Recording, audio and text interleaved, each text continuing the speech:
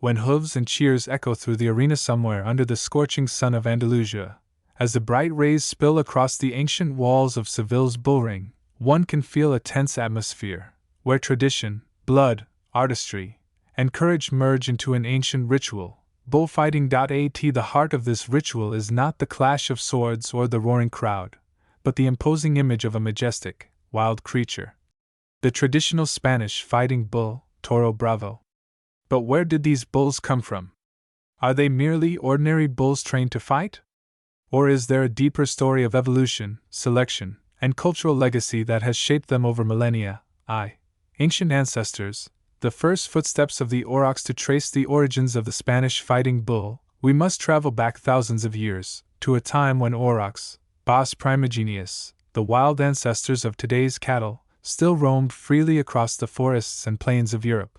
Aurochs were massive beasts, standing up to 1.8 meters tall, with long curved horns and powerful, muscular bodies.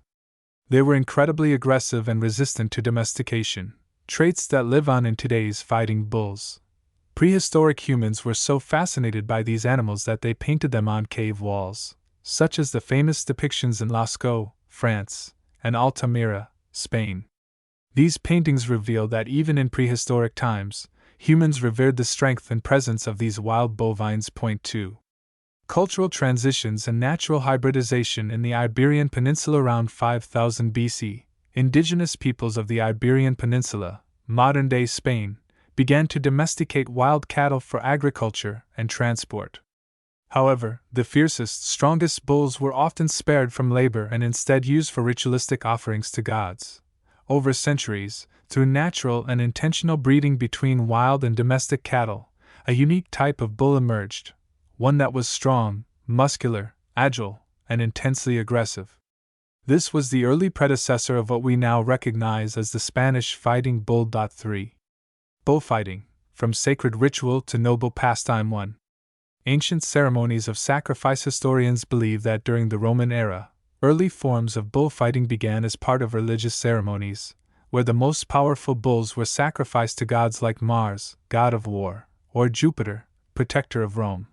Public displays of man versus bull in city squares were not only acts of sacrifice but also tests of bravery and devotion.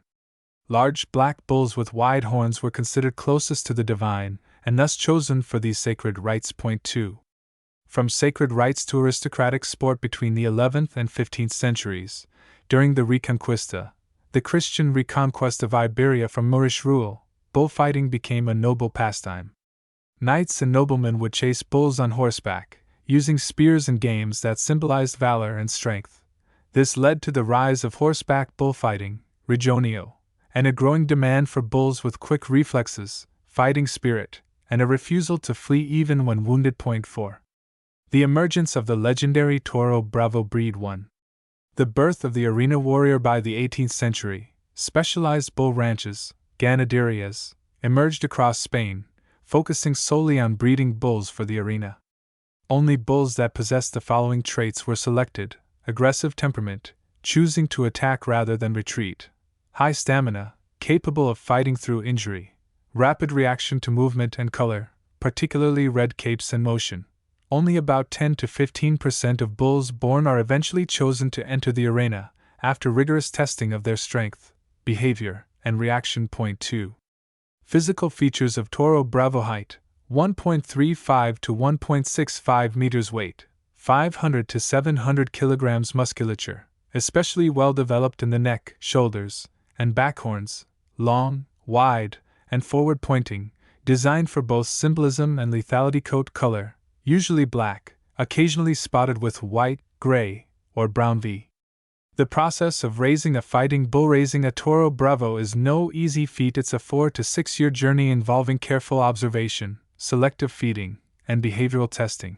Stage 1, 0 to 1 year, calfhood, born in semi-wild conditions, free to roam. No human interference to preserve natural instincts. Stage 2, 1 to 2 years, observed for temperament. Overly tame or excessively wild calves are removed from the breeding pool, fed high-protein diets to develop muscle tone. Stage 3, 2 to 3 years, reaction tests. Begin. Young bulls are exposed to movement and evaluated. branding with hot iron and entry into ranch records if selected. Stage 4, 4 to 6 years final tests, interactions with mock capes or trainers from a distance. Only those deemed fit will enter the main arena, to fight once, and only once, in their life. Vi. Famous bloodlines and legendary ranches. Notable bloodlines: Miura, infamously aggressive and unpredictable, based in Seville. Many matadors have been injured or killed by Miura bulls. Núñez del Cuvillo, favored for elegant physique and intelligent behavior. Victorino Martín, famous for endurance and tactical combat in the ring.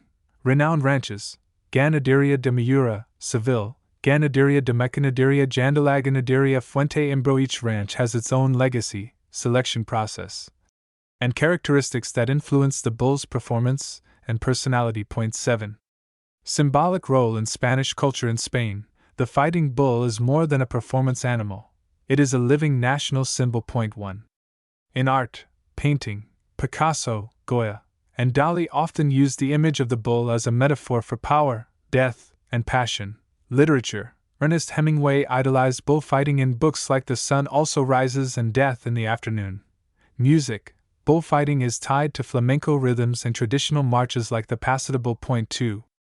In festivals and folk traditions, San Fermin Festival, Pamplona features the famous running of the bulls through city streets, symbolizing courage and adrenaline. Public statues: many cities erect sculptures of fighting bulls to commemorate legendary battles and matadors. Point 8. Controversies and the future of bullfighting. 1. Criticisms: animal rights activists argue bullfighting is cruel and outdated. Some regions like Catalonia have banned bullfighting altogether. Point 2. Defense from traditionalists: supporters argue bullfighting is a cultural art form, not torture. Fighting bulls live freer, longer, and more dignified lives than most commercial livestock, and die as honored warriors. Point 3.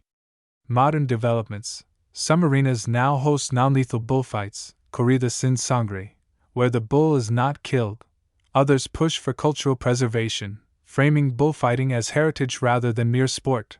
Conclusion: one breed, one cultural identity. The Spanish fighting bull is not a product of training but of centuries of cultural fusion, selective breeding, and tradition. It is a living artifact, a biological and symbolic creature that embodies the fierce spirit of Spain. When a Toro Bravo charges at the Matador's Cape, it is not just a fight, it is the culmination of ancient bloodlines, rituals, and defiance. And though its place in modern society may be debated, its legacy as a cultural icon endures, fierce, majestic, and unyielding.